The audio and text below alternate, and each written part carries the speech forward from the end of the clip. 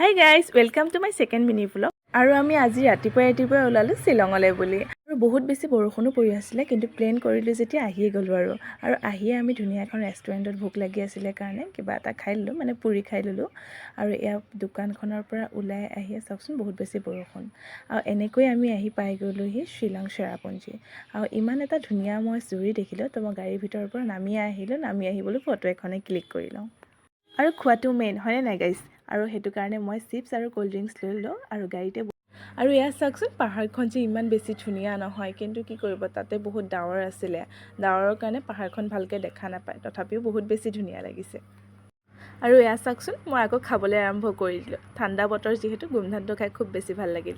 আৰু আমি ভাবিলোঁ কি ভাত কেইটামান খাই লওঁ। ইয়াৰ নিৰামিষ ভাত অৰ্ডাৰ কৰিলোঁ, যিহেতু আমি নিৰামিষ খাই ভাল পাওঁ। আৰু এই খাবলৈ আৰম্ভ কৰি দিলে। আৰু মোৰ আজিৰ মিনি ভ্লগটো আজি ইমানেই আছিলে। আৰু মোৰ যদি মিনি ভ্লগটো